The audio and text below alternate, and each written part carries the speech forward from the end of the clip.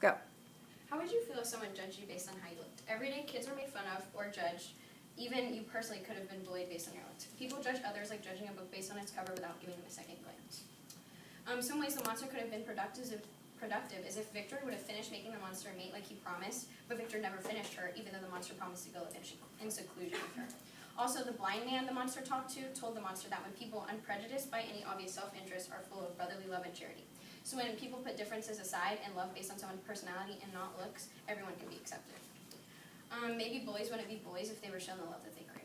Going off what Skyler said, the monster would have thrived in society if he wasn't alone. And knowing most people want to look like popular cheerleaders or football jocks, but it's okay to be different, and it's not okay to be bullied because of it. For example, Mila Kunis was bullied in school because of her funny face, just because of her big eyes and lips, and now she's a famous actress that we all know and love. The claim that we had is the monster would have thrived in society if he was shown love and be able to at least make a friend. If people gave him a chance, he would have been able to live the life he wanted in peace.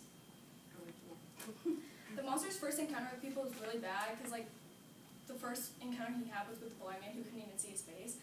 So it had a big impact on him and his actions in the future, and people brought up in bad environments, catch on to how people act and what they say, and they start to do the same.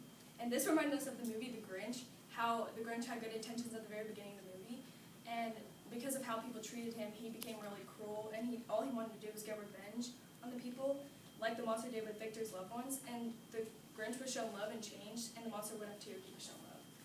And deep down, people really do care about what others think of them, no matter what they say. Some may argue that Victor had good intentions, not wanting to make them A, so that there was no more harm done. But the monster promised that there would be no other harm, and he had just made them A, so he should have. A quote from the book said, "I am alone and miserable. Man will not associate with me, but one as deformed and horrible as myself would not deny herself to me. My companion must be of the same species and have the same defects. This being you must create." Some may argue that he wouldn't be able to be productive, but if he was just shown love, then he wouldn't have ever had the bad intentions. One excerpt we found online said, "The ones who hurt us need our love the most." In fact, I believe that this is true. This is the true ultimate pathway to healing, to turn the hate that you feel towards someone in genuine love and care for them. So in other words, if everyone loved instead of hated, people would have had different intentions. In conclusion, if the community got to know the monster and not base his character on how he looks on the outside, his good intentions would have shown through. Nowadays, it's hard enough to be accepted. Kids are mean, and sometimes for no reason at all. So what if people are different? Just because they're different doesn't mean that they're bad. Would you have given the monster a chance?